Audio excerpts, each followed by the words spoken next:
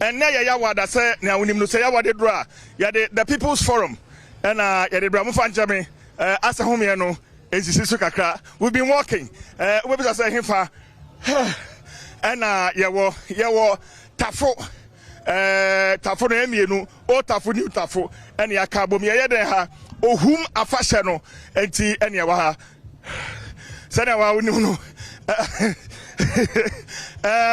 Adom TV amamre ana Adom amamre yede echim yamia bebre eti afie ohum kan no ene de aba bepie ewo achim tafo aha na ye ba ye niam bebre de dada kwa mu ohwe ma hofa eye nante na ye nante nti ohwe machi a oma aka ni nyina ene omudi so a womo eba no eti se wutie yen ewo Adom FM ana so o hwen Adom TV a ya mo bibia achi na nia edikan a mepese e be ka ho asem eye ekwan a enam so yi abusafo sa kwan a enam so yi ansa ne omanfo ni bi atwetwe nkomo eye kwan a me angala nsa personally mabasoda enso kwan no me ba ha enrai se ne kwan ne tie no sa na tie me nia ba man e wa ha kwasi me mo kwaba ejo so me okay eti ekwan yi be 2 years ago na me ba so but me ba ye adwuma ne wie adan na ekoso kwasi last week ana mitimi 200 among kakra ko bisa mpanimfo na mpanimfo kire say o mema regional road engineer abaso obaso be hu say ekwan no do omode ama contract enso no omutimi wie because of a pipeline na ewo ati area ho major pipeline na say bia omuka say omutu a ebe ha adwenti no onso ni mpanimfo akakodi nkomo no hu say kwan ba fa so de kwan no at the end of the day no only Ghana water for edi ho nkomo say be abehwe say be relocate pipe no say on be dey no ho na akwa koduru. Okay mama sem bisane say na omunim issue about pipeline and san number say kwan na say ana omu yakoduru ba bi na womu ehun sa pipeline kwasi san na omunim so much until say contractor ne ba so a oye the measurement no say na kwan na narrow ne sa James or Chem we no who say baby obode ko the white tro. Tell say aban ne Ghana water for edings our so. Sasa our so no so amudi hu komo sisi am no ka say. Okay. MC Alhaji Bondinga menim say sakwan da na koma so pa. Woni na din kita ho. Unfortunately ye ba ye nyane tie say okọ Mecca. Enti wantimi enjoy ne yen. Ensem men waka ade a chewa afa kwan ho. Ono nkasa de mitimi ne nkasa about it. But the coordinating director Mr. John Ankra ana oka entourage na ye ba kwan no so no ana MP honorable gift Chuma Mpofo enso e ka ye ba e kwan no so na enkomo ni nyina kosi say e wo say omo ne Ghana Water Company ekodi nkomo for relocation ana say omo na ro kwan no say be betumi avoid the pipeline no. So that is where we are waiting for the response from the team. Okay, but so far, how in Futuro, Osha shops around Hanuma, in Futuro, and I believe they share some of their concerns with you. And then, Obaba shops, also, you're turning a big home, home, say, if you trouble more, it's in a money that as well in your dada. And no great Futuro, and I'm also about to question to idea, no nose mask. You just a COVID. And I'm almost no smacks and I was with Debbie if you told Ninti. Nino, a how pa, a woman to turn them out quite channel. Okay, a month for her, Melbourne Monday na Quasi, what your Nyasha Mohana Fay, Mene Nipaba Kumino, Ache and Como, opening Memoirs Adom TV Suni. I'm a Joso, Bibiaboko, Afisha Panso, Africa, or how move for when you say a chef and dear, and so quite a Habanade Abramo. Acho yakwana yakura oze yakwana say yache entre be srom say ombehwe mai di mesre say ombehwe mai madawroma. Okay me da say papa opani ma me no so enkasa bi kwan no ho a hawa e de brem kwan no there before mba wie kra de na kase nyina ebubu before e wan we kra niam obetuto kra wo kan no asenye me nyina bugu kojoto eti kwan de amanya man de a nipa ese oye kwan na wanya a ende ye do time ayeso ye be fa yen wadwen ya ready pa say ye twen no eti o ye serious be kwan de onye wa no onye kwan before election no. All right me da say pa Adom TV pato kasa ho e kwan no ho kwan ne de se na mo ba gidigidi sam be kwan no be ne de election time ye obi aso wa be gira ho say ye nto aba ma no te kwan de enye kura from Kukratu junction to Tanfo junction enye kwan bi a say timi take be almost 2 years ni na eko enti o dey strong be kwan mai. All right, me that say Adom TV Adom 106.3 FM yenko yanim na fei omo work ni mu no yane bebre be twetwe nkomo omo je say moral enti yawa ha ohum kan ewo achem otafo na yade ho dwumadie ede braw yen fa seda no ema osabare ma edusa piasa ono ene o mahene tafo mahene nadaroma ene waje yen fel so enti ene no People's Forum no eni adane People's Forum no eni adane enti join here on Facebook na fa o comment fa to o mayen ye be jibre na fa yakinkan e de amawo ye ne omo mu didwa kwan ho no ye ne bi be twetwe nkomo ye wi ana fei ya to aso anti Adom TV su ne ye mo ache ye bi aboko de nyame the fro say ye de mini chumwa woto ne ma kwan ho enfuturo no etrosan kwan no enfuturo no de enye kwan ese menyama ni na ese menyama papa iti mombra na momba ye kwan ne maye na ye bre nyama ni na sese wo hwe we mpaboa no ho a na chese enye kura enti me yesra aban ombo modern no omba ye kwan ne maye na tafukuro yenso ye to aba yenso ye to aba into omomode no be ye kwan no because wo hwe kwadam ho a yenyema ni na asai yenyema ni na asai it yesre kufu ado ene ne manfo say yesre wo be ye kwan ne mai na yeso ye to aba me da se pa enti yanko yanim kwasi mame samra hobio na yanhwe kwan no ene ho enkomo ye be kwan nim ye free de nim kaka na fei yanhwe amafo ani omo kasa nyina no omo complain bitterly about the nature of this road achadodo. So I'm surprised omo the excuse of pipeline asamba betum. I will get proper information before I leave here. Kwasi. Yeah, it's true. Kwan de ache kwanache na so unse akakwa ese uni bibiaka se unu unita tumi no a untimi nya hwe nti omo mo aban mu na mo ka se kwan no a pipeline no na ama delay no I believe say they have done their consultations, so going forward no I believe say brapeni ubetimi ahwe mu more na ye de ne ye atune ye ne omni man say kwan nye enti e bon pa say going forward no if before back can me see ani say bia on betimi out of pipeline no ama going forward no obetimi kwan no a be boa chimamufo no say anya san so dia na sika bia na Ghana Water Company for ehia no I believe say sika mo du pa na metie no we dey na metete it's over 1 million Ghana cedis for this road for this road pipeline relocation yes, no and on memeti say material ne cost no.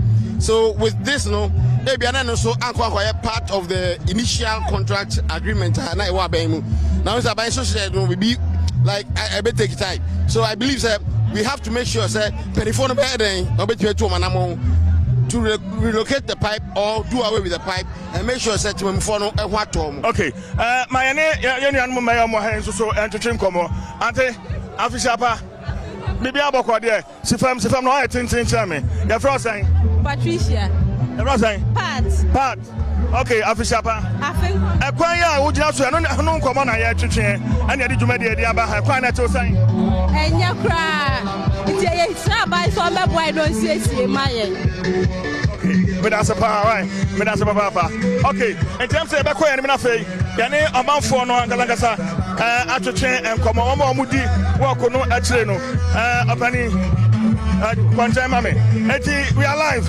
on Adom TV and Adom 106.3 FM eye ohum afashe na yade ho amane no yade afri tafo yade bra we ohum kan na yade akire yane omanfo no bebre wa hanoma yane mo ebetwetwe enkomo na fe ye hunu nyama ekoso.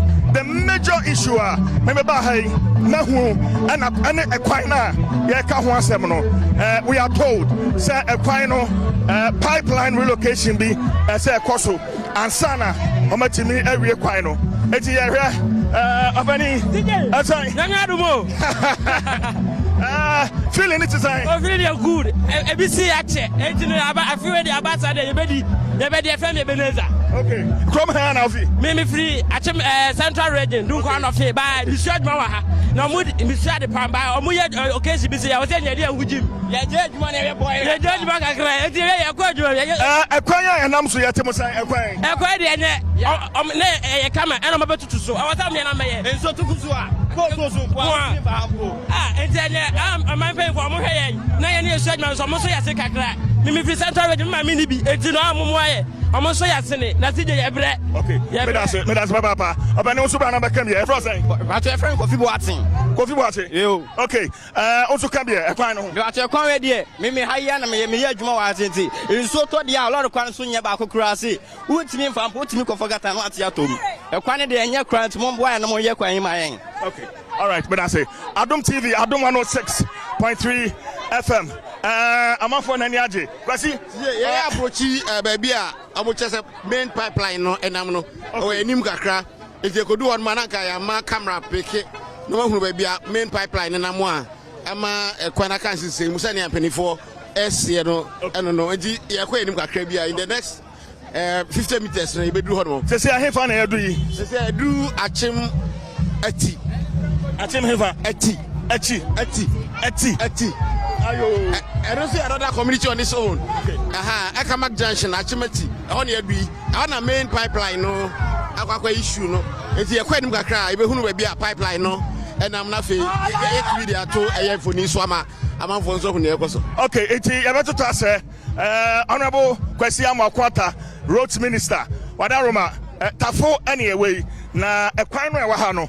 In fact, I check a crime no there, and Yakra. Enti ebesre se wofa se wutia bra bra ten ayo chama ya bako anja ekwan no hu komo na ekwan de nyakra ya kasaro ye na mkwa ye bre cars for kra bre kra sin ye na mkwa ye bre na car for e mo na mo nyama ye why e pa mo chewa ye fro say e pa mkwa kwasaro Marcelo feeling ekwa guy great. We feel the environment, the beer across atmosphere, be a guy. All right. Yeah, feel it. Me that's it. Adom 106.3 FM. Adom TV, the People's Forum. And then any other kakra. Person I imagine Minika na fe. My share socks ne sneakers ne adie ya. There's any other ne. Yeah nam. Aha. Tu home no. Akwe bibi e wo ho. Yeah share. Okay. Enti madam no. Ana o hwe wo TV ne so no. Ati say. Good. Eti yeguso yede ne akoso bia no yede ebrewo me hwe ya me hu se bonka kese bi pa da ha kwasi ansuo to a atwifa ha bonka ne da wo ampa ensuo to a atwifa ho na me gi se omo abe kwan no esa se pipeline ni te omo nye covert no wa ha e ko mani omo nye aha na problem no wo no aha na main pipeline no enam no enam hefa enam yanim ho ye ko ha betu aka ne edu mo nti edu ho no ba hu what they are talking about, but they try to avoid the pipeline, and probably the engineers had to come in and then make sure they are able to deal with the situation and avoid costs to the country. It's minim ke yanim ne Kenya we da ke beboa eni akire de okay yanko hwe pipeline no na fe bia na ya dane ho osabere ma adu sai piasa wadane ne ho ne manfo enti yenso so ye bedi akire na fe yade ne bekoso bia no e de abreo enti osabere ma na wo moto nyom ade ehoahoa no aha eye ohumkan and you free chebi you free tafo you de ebrewo enti shene so sa emaye kwasi pipe no we anim ya no kwabo ne betua apeke picture of it no a subsidiary I no na san page aba montene so main pipe nam kwan ho ba bia o hwe hase a utim say aha na we na see drain na see. Okay. Right?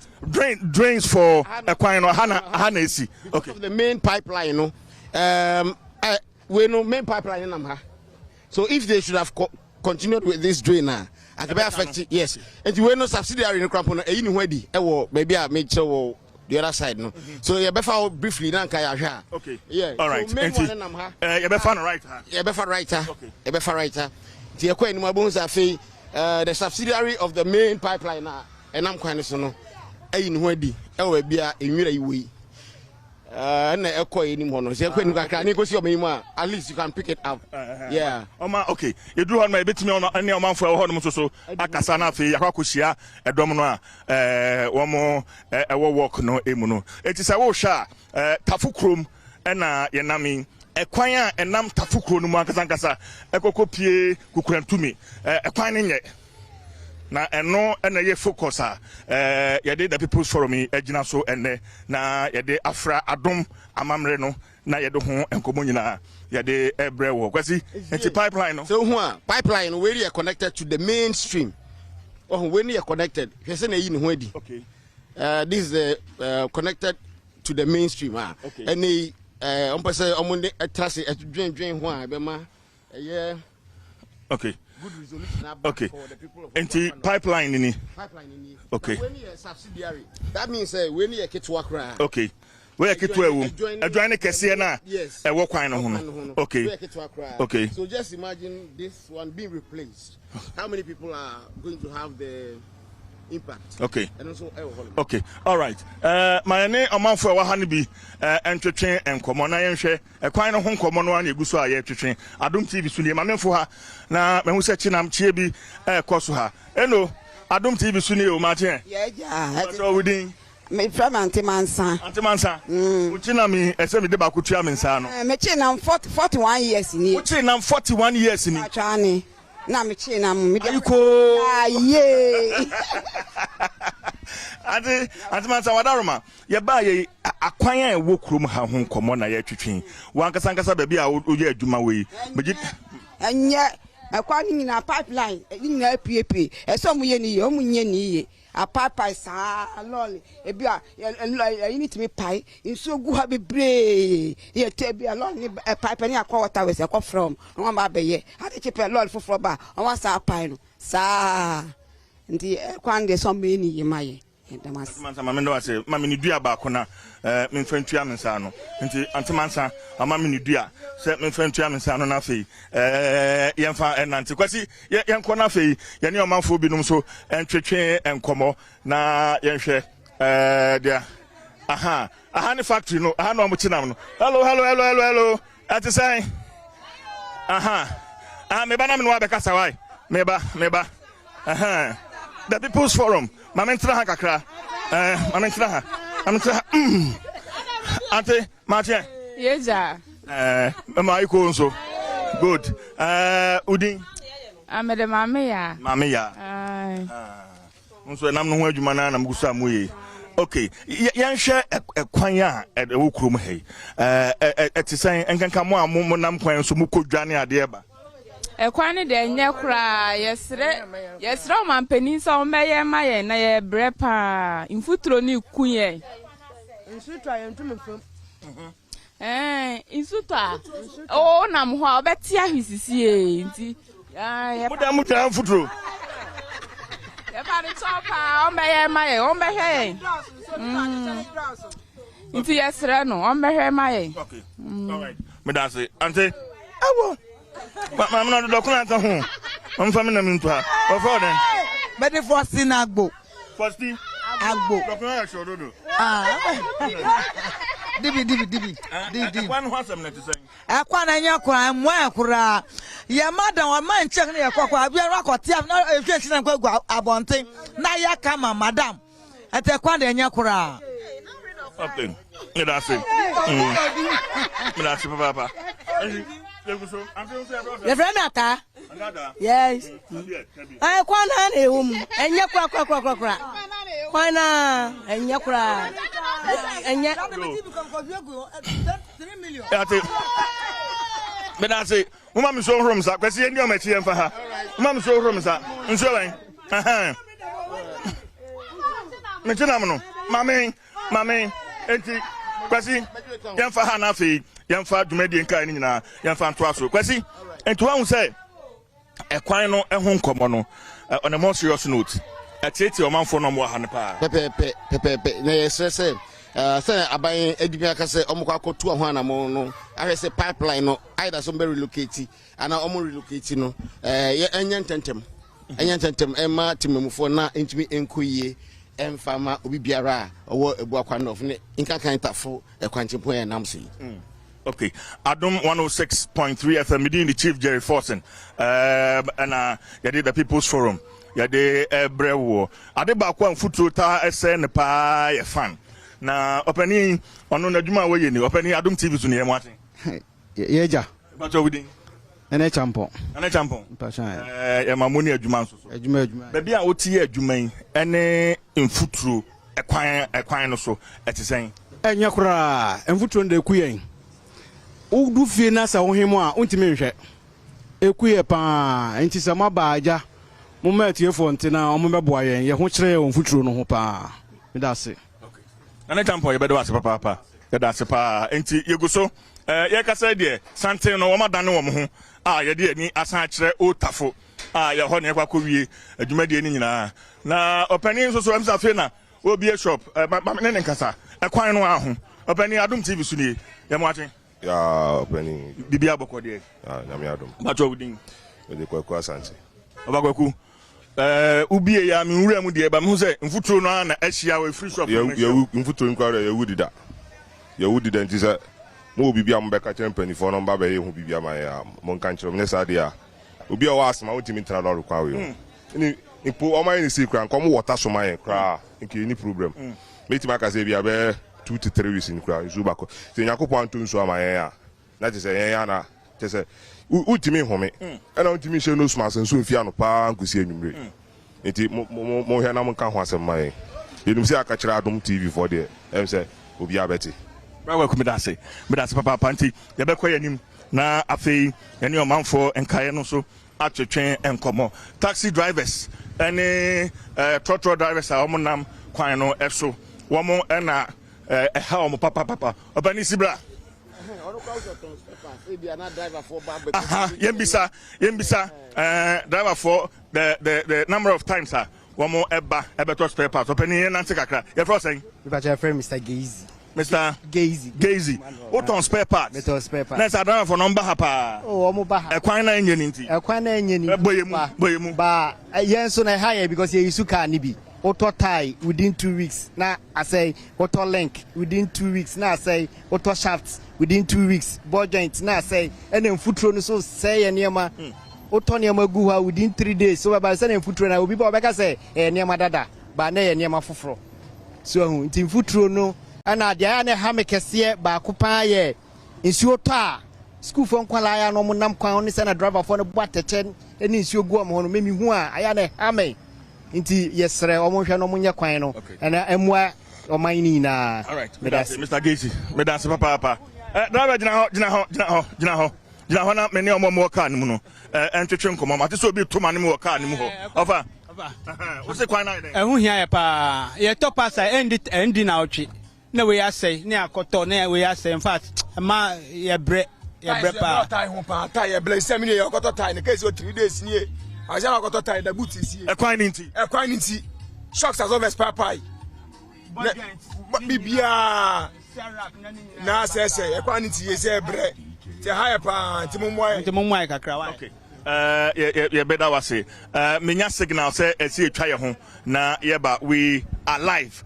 Adom TV. And I say, Adom 106.3 FM. Humkain afashe no a koso. Opani no bia fra so hu o TV so. Me dey the Chief Jerry Forsen. Ye twa hom ra ba, ye betoa dwumadie no. Ye di omanfo no achi na fe yakotwa wo mo. Me ne me cameraman o say ene ye tumri kapa. Na first part no ekwan a edamachi ho nkomo na ya twetwen. I made you aware. About 2 years ago, when I'm about Hanum, Ebeshe, may a story actually on this road. 2 years down the line, still a quite here. We are told, say major pipeline be Honoma, as a Omushe, now relocate pipeline, no, and Sana Quino, or more etimi every 80. That's the information. Among phones expressing one more how our Quino Senia at here. Ohamachia, a domino, ɛna wɔn ɛba no yɛn betwan wɔn actually yɛkɔ commercial break no na sɛ yɛfa taxi na yɛwurawura lungu bi mu a na afei yɛba betwan wɔn ɔsabarima adusai piasa ɔne ne dɔm ɛna wɔn ɛba no yɛhwɛ sɛ yɛne no ɛbɛtwetwe nkɔmɔ na afei yɛagyina adwenkyerɛ briefly on ɛkwan no na afei yɛne ɔmanfoɔ dodo bi nso so akasa ɛwɔ homidin ɛde chief Jerry Forson obetimi afrɛ me CJ enti come with me na afei yɛnhwɛ sɛ yɛne ɔmanfoɔ no bi ɛbɛtwetwe nkɔmɔ a ɔsabarima wɔ ha yɛne no ɛntwetwe nkɔmɔ na afei yɛma no afei hyapa na afei yɛwie a yɛne no akasa nana adaroma ɔnan so afei hyapa wɛdeɛ yɛdu fie mu ma na yɛne nana akasa nana ayiko ɔsabarima ɛna okay miamia Palgrave watch down kwa Palgrave afishapa afikomba mesan ho bibia moko de oba de adaroma so na obi hu me no mi no aka studio ana say TV so na radio so na aha ye micro oh I see me fi otafo na ohumadu ena eja me ne me osabere ma ye baba bebesum ena no pay yoko health work enti meka ho so wan so nim say ende nyame ya adoma MPP abatu a ye betui December ye be nominations a me boache da kwa so nyame bo ma yenkwa na ma yan hoden a yesi ye de ho beto ono yasum kroman wa hwe memu wedi eti ya omu bosses obi a se boache da kwa bra enti constituency ni po ye aha ye Buakwa North constituency on the ticket of the MPP. On the ticket of the Palgrave Buache Dankwa. Okay, here to say. Primary. Papa. Okay. Yeah, one major concern. Because I've been following this show for quite some time now. What is the information you have? I was quite way there. No cry. I check. Now so unsa ban ejuma de doso. Ban bobo no humodin kakro betumi aye. Me akasa me ba ye no mo akakra me so me de boa and rock kokoshe fo fiase a me wi am de mbeko no me 2 borehole. Ya shase a ye be 10 boreholes. Ewo constituency hanom and dan opase me 2 bi wo nyenesin Islamic school na wa hanom no ma bosso Islamic school no me bosso na o train mu no during the Eid no me samba be local toilet amomo nti me nema kakra betumi aye de development be ba de wache dan kwa wa he de ebu akwa no fofo omonto ma pay so mo fa no mo di fra no om de be fra okay me da say Palgrave Buache Dankwa na yene no atwetwe enkomo no who treasurer of New Patriotic Party Buakwa North constituency also ordinary who dey be tell mu pa I wo 90 hu minim say be betu ebisa no question 1 2 3 bia no betu akasa nanka yene no enkasa emfa ekwan no ho ana bibia wo bia no eho all right enti yan hwe say yan saka no yene no ebetwetwe nkomo but say ade me pese yo mate anti say afishapa feeling it is saying work here any ohumuni feeling good wo mu papa wabrepa papa aiko me da say anti mame no so enkasa bi your friend saying your friend Janet Auntie Jane ene me mame no me mame so friend Auntie Jane ene me ba no case auntie feeling it is saying oh I feel we say whom we dey different ohum we musa ohum we dey asesa we dey adane emu ode na emu so nwam osabema ene ne tidom na krora ya dana sedodo afi do mo ye di papa afi wa ma ye di ohum no dodo da bia ye pohun ni se ya sira kwatenten ya woden ye sira di onyam osabema na me siro ne tidom hen na na posa de pa ye bo omunya ye se ya atafoman na na no mo ye se ya edomase all right me da se papa bema afishapa afi ko betu afi so odin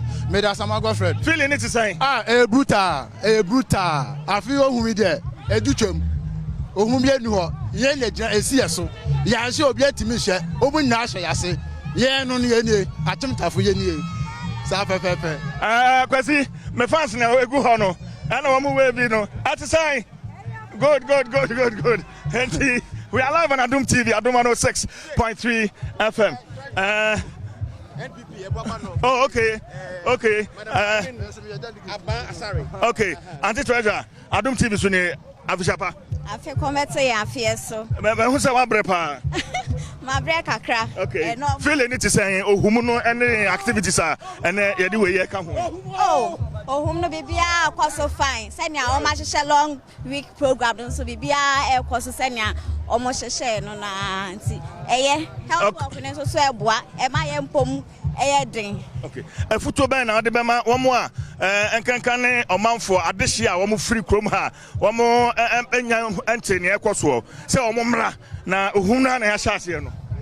Okay, futo am de mo say o mo nyina mo fa mo hu hyem na afi ohum no senia nananom ahyehya to on ye mbom ne ye celebrate ohum ne ma ne ye fe na nya akono senia de bia ekọ so no na afei me say ebu akwa no ofofo omo ha okese pan so a eya na abreni na eho mo eye ekwan ya ye nam so yi ekwan no omo ye na de wom ne say pipelines bi ewo omo ye pipelines we eba ekwan ni mu fa baby enti no ade say omo ne omo ye in charge of the pipeline ye ECG and Ghana water omo ye we omo kwa omo tlase no omo hwe baby a omo beyi ekwan no ato ama ekwan no etimi akoso na me ye sure say eye ade a me kan si supi say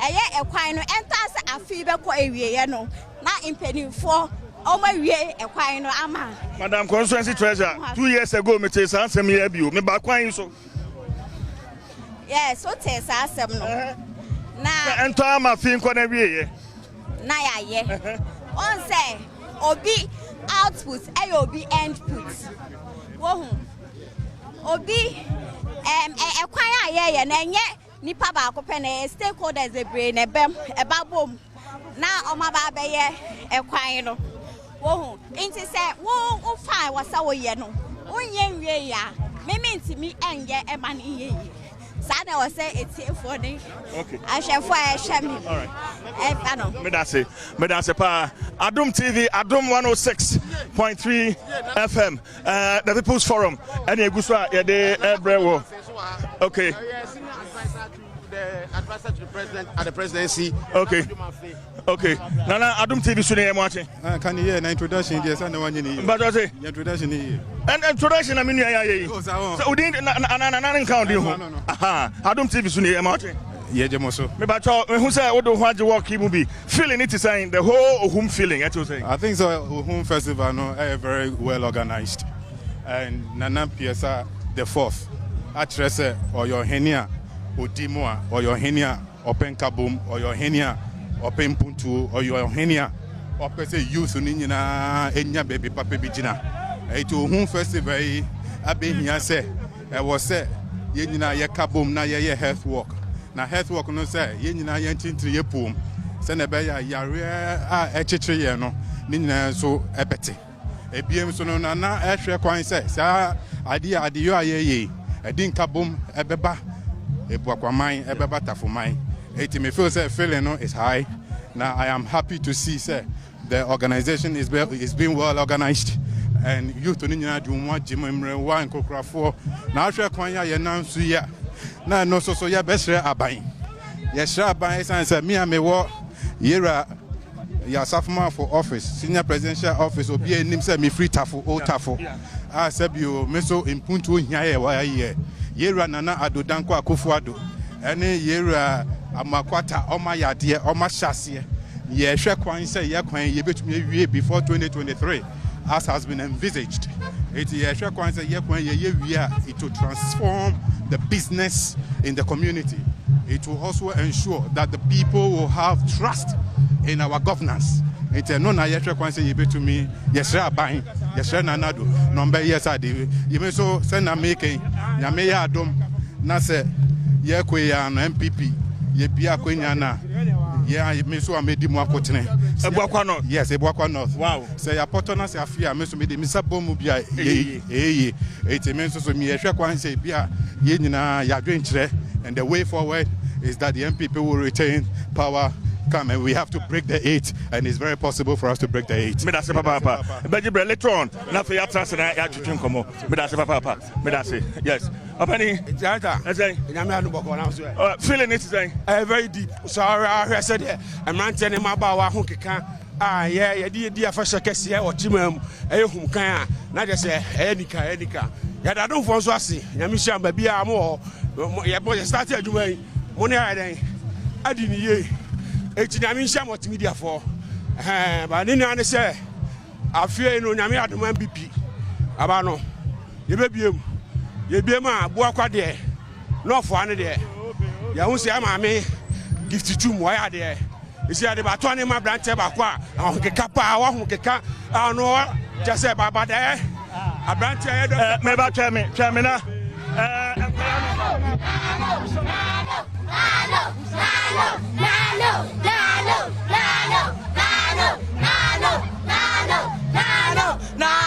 all right Adom TV school nkwara no na wo mo fredi a wo mo ehia nana wa anche bia de dwuma de ne besi but ladies wa ha ese me be twetwe nkomo so that here sweet say Ache your brother you're from Ruby your brother Ruby feeling this is saying nice amazing it's amazing yes my break akra my break akra so bad today nice me that's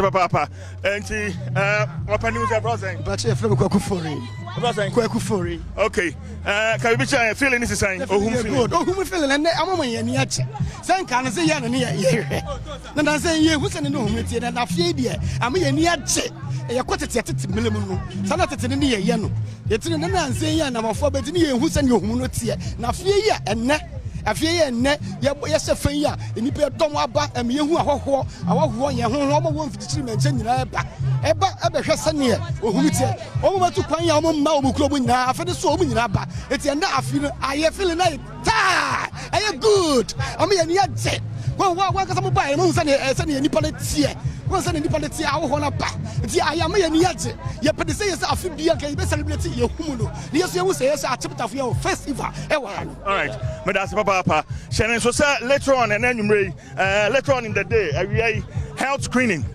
ebekoso health screening ebekoso na ochana nanom akọ nananom seso na honso so makoya amamre ne amane ye de nyina bebrel ewo omamre fie Adom TV Adom 106.3 FM na afei ye de ebekoso bia ne de bro obani madwuma ye bi na yes ma me no nkasa enye easy wow feeling this is saying enye easy feeling here good feeling here great pa enye easy yeguso akaka ni edu enye easy but this year there na I had the keke feeling here very deep it's not easy enye easy wow stress and feeling na ya fiti anopa besi by this time still nkrofogusu jina mo nan so enye easy that no chese Ghana you was way pa all right me that say yeah wrap up with the health work yeah aha ayawa mamre fie Adom amamre ya chipa bia within the chief Jerry Forsen solid team Samuel Kuto and a director mo ha me camera guy or say me driver Okansi